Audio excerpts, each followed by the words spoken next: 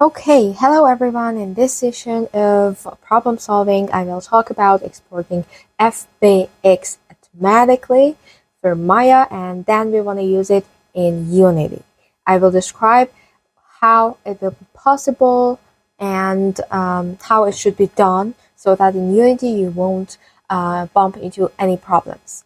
First of all, we have to put every group that we have in a main group, and we will name the place on it, and then each group that we have should be entitled specifically based on the code, that name coding that your organizer or art director will give to you. For instance, in my personal project, I don't need to add any levels and anything, as it's a very simple project, game project. So I just need to use a GP and number, and in some of them I'm just supposed to add the name of the object group.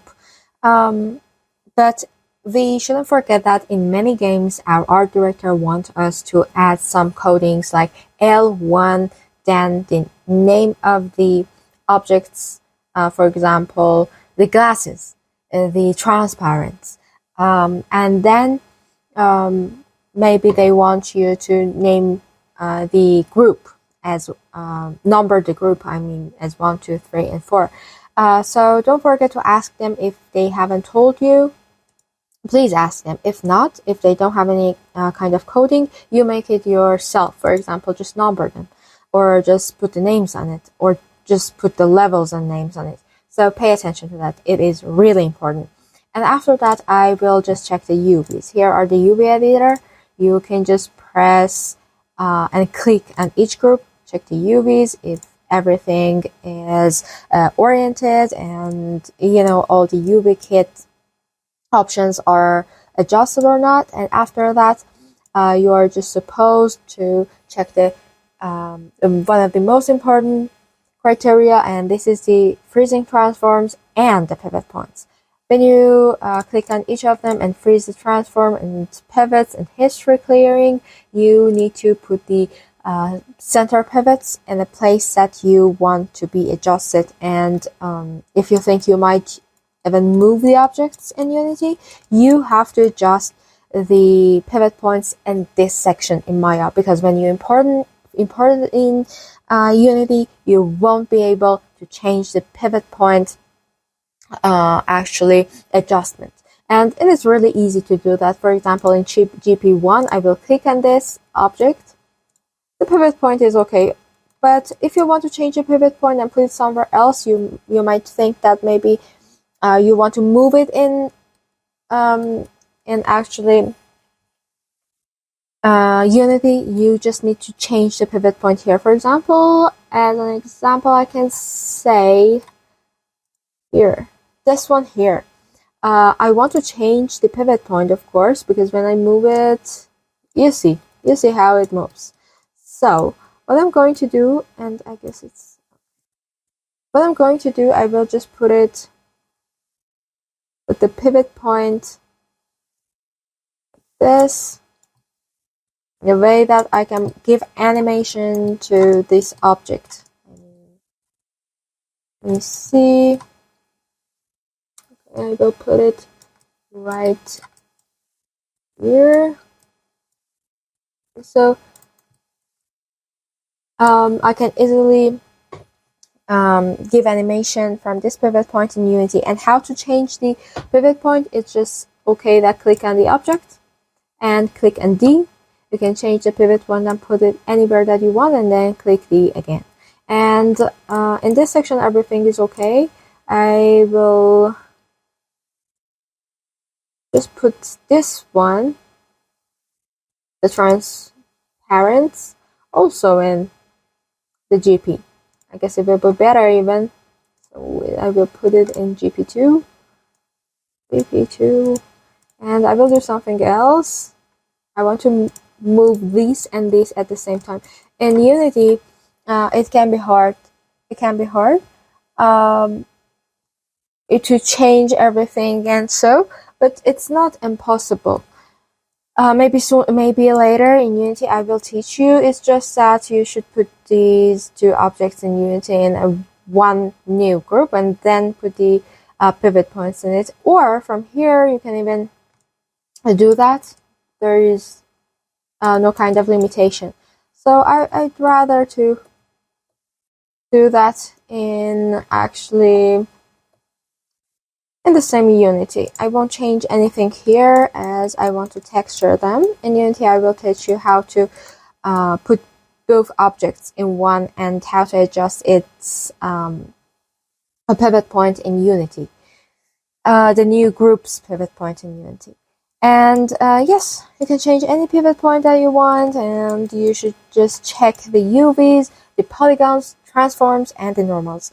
I have extracted a code from ChatGPT, and this is the code.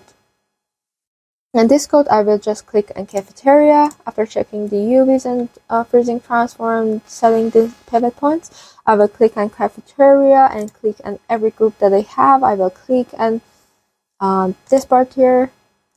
There are these scripts. I have checked it before, that's why you see that. I will clear it and I will click on this here. Here, the transforms, polygon surfaces, normals, and history will be checked for each group. If there be a 5-sided polygon, it will be a warning here. If any object is not freezed, I will be informed here. And this is really important for importing our objects in Unity. So if you can extract it from ChatGPT, it will be great. And if you couldn't, you can just put it in comments. I will send it to you. And you can use it in your projects, which can facilitate your procedure really well. After checking everything, your objects are precisely actually ready to be exported. I haven't forgotten, if you want to maybe import some of your objects in ZBrush and give the normals to that and through carvings, just put them in separate groups. So after exporting them, you will be able to import them in ZBrush, and you can carve all of them in the same place.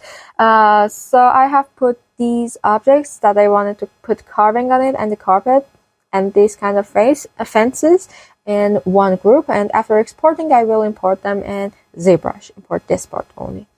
Okay, so everything is ready. I will click on all of them. I will click on the code that I have extracted from ChatGPT. This is important. This is important. Importing, and I guess, where is it? Oh, here is the exporting. You can do the exporting by just clicking on the whole and export selection or export all, but it can be harder. It can be harder, and not only that, but each group maybe not be precisely exported. So by coding, the processor can be even easier. So you can do the export all or export selection, or by doing this, you will be able to just click on the export. Yeah, export encoding. You will just give the directory. For example, my directory is here. I will copy the directory here and I will import here. Okay, save and done. Now in this part, I have all of the FBX of groups. Don't forget to export FBX form of them. For Unity, it is better to be like that. That's it. This is exporting. In next parts, maybe if you ask any question about Unity or these parts of texturing, I will put another video on it.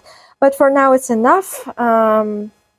Just don't forget about the carvings, freezings, pivot points, and everything will be fine. For now, I don't have any more information to give you. If you ask any questions that you want in the comment section, I will answer it. And thank you for following me, subscribing, and liking my videos. Thank you and have fun with your projects.